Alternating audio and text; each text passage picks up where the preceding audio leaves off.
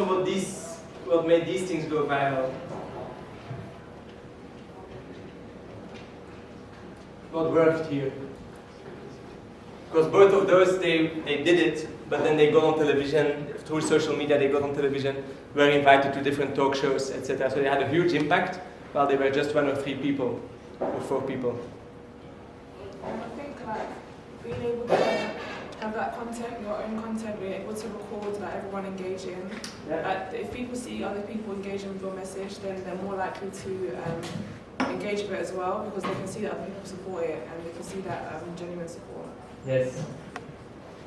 Very good point. Yeah. I think just going on from what you said, when it's genuine, it's from the public. It's straight from the source, so it's not through the media, which sometimes can be processed, I guess, or come across as processed. But from the public itself, it's very clear. It's genuine. Yes. And that's a great point, right? Because A, it enables you to go viral through grassroots, and B, you can bypass the media whenever they don't pick you up. Right, so one of the exercises is going to be what could we do more like this in the future. In the interest of time, I'll just wrap up on this one. So what are key points to keep in mind? I think you guys brought up a lot of really good ones, and keep them in mind. Visual impact matters a lot. Keep it short and simple. Timing is everything, right? And then emotions and facts both play their role. Don't go just with facts, don't go just with emotions, try to have both. But make people feel what it is all about, rather than just try to lecture them with facts. Good. Now I've spoken enough. Now it's your turn to start doing, actually. So the first thing we'll do is some interview training. Because each time we do these events, obviously the press is there, and that's why we go there to get the message out. And then we get immediately the press coming and asking questions and sometimes trying to corner people even. Actually, I just see Heather has joined in the back, and he was... Who recognizes his face? Yeah? Ah, you know him. Oh, that doesn't count. Yeah, let me go back. I think he's on the slide. So Heather was part of the group that came at London Bridge. Right? And so, A, thanks for coming that day, because you guys made a huge difference, as did the women organization. But B, then BBC, I think it was, interviewed you. Oh, Yeah, and I was standing a bit further actually, and I heard the guy tell you after the interview, A, the interview was great. I don't know if you have it on video because you could put it on. Someone else. Okay, no worries. But B, I heard the BBC guy tell you afterwards, oh, that's such a great interview, give me your number, because if we talk about Muslims, we need to get more young voices on the television like you. Right? I don't know if you did give him his number, but basically I think that was a very, very good interview. Let's do a couple of examples here today about what to say, what not to say in this kind of circumstances. Not specifically for these circumstances, but also because it will give you an idea about how to do interviews in general. All I need is 2 volunteers to start.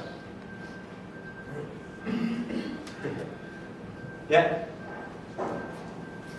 Yeah, that's fine. Let's start with you guys.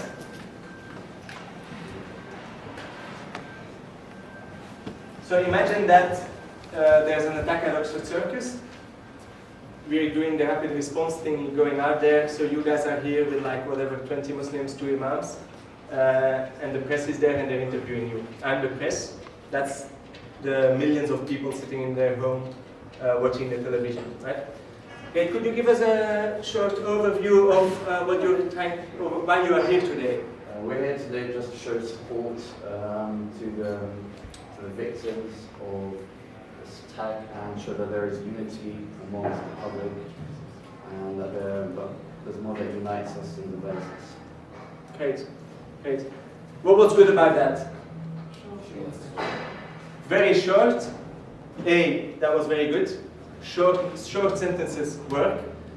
Secondly, what else? Create a bridge. Sorry? Create a bridge between us and them. Yes, very positive, right? Like he used the word unity twice. In like a very short sentence, he used the word unity twice. Which is exactly what you want. Like know what you want to say and just make sure it's there enough so that even somebody cooking and watching television will have heard the key thing. Okay. So we see that there's about 20 of your group here from different faiths, including some Muslims. There's about 1 million Muslims in London. How come there's not more Muslims here to speak out against this? Does that mean that many of them are actually supportive of this kind of terrorism?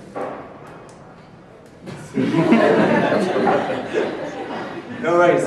So key learning there is, unless it's live, and most of the times it's not going to be live. Actually, you were live that day, because it was 6 p.m. and we had timed the laying of the flowers exactly at 6 p.m. so that we were just going to be in the news. But like 80 or 90% of the times you do interviews, it's not going to be live. Right? So if you need to think about the question, just say, can I think for a minute about it, and then let them do it, because they can easily cut that out. Right? If there's a question you don't want to answer, just say, I'd rather not answer that question. Right?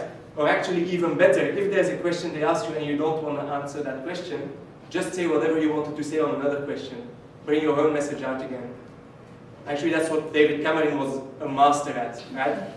Like, they would ask him, oh, you just did a cut of 20 billion in the healthcare system, and he would go like, yeah, we've opened 7 new universities, whatever, right? Like, completely different topic, but he got this positive message, or positive for him message out again. Right, so feel free to use that again. If you feel you're being cornered, just say I don't want to answer that question, or repeat your message of unity or whatever you think the message is. Okay, now you've had some time to think.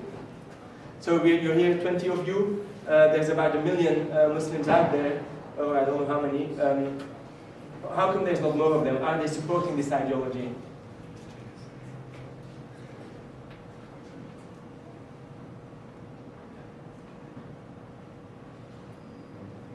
That's fine, that's fine. Any thoughts on what the right answer would be here? Well, I think it's the right answer, but I'd say even one person standing with love for all is a beautiful thing. And we 20 are grateful to be here. That's a great answer.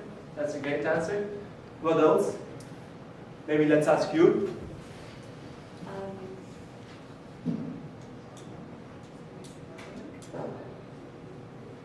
There are many of us gathered here today, as you can see. So we should appreciate and be grateful for those who are here. Yeah. So that is, I think, good. Like focusing on the ones that are there, which is where the vote of you went. Any other thoughts on how to? Yeah. I would actually use that moment to speak directly to people, like other Muslims that weren't there to say, we're here, but we'd love to get more support from many of you. We should be here helping our cause. Yeah, I think that's good too. A couple of other things I think on that kind of question is, basically they're trying to push you into a debate which is no debate. Right? It's not because you're not there that you stand with terrorism. Right? That is the wrong link they make. So you could just say, listen, there's 20 of us here, but there's millions out there which are against terrorism. You could mention the point about the 200,000 imams that have spoken out. You could mention how like Muslims have defeated ISIS in Iraq, in Syria, etc. So don't let yourself, like sometimes they have these little sentences, oh yeah, it's because they're not here that they're supporting terrorism. You can just say, actually that's not right. It's not because somebody is not here that they're not supporting terrorism. Muslims have spoken out and fought against ISIS all over the world. Yeah? I think just to add on to that as well, I think the fact that Muslims aren't there is also evident. The fact that there's many Muslims at that moment who maybe were not able to because they are working their own part. Exactly. An integral key of British society which is shared. Exactly. So there's also integral type of facts. Yes. I think that's a great point, right? Like even the fact that the question tries to make it about Muslims versus non-Muslims, you could turn around and say like, listen, there's some Muslims of us here, there's lots of non-Muslims here too, and we're here together because we believe unity is the most important thing, etc. Yeah? Would you in that situation just take hold of that media and maybe just say, okay, the equivalent to, okay, there's not people here, but through our hashtag Pray for Manchester, there's been a lot of support from Muslims that have publicly shown, so if they're not here, we're just representing their voices physically, but online there's millions of etc. etc. So that is a great answer, right? Because A, it brings out the point about you representing, like you are there as a representative of millions, and B, very smartly, you mentioned the hashtag, so that everybody then says, oh, what is that hashtag, let me go and see, and you create traffic to the website, etc. So that's a great point. Thanks a lot. Have a seat, both of you. 2 more volunteers.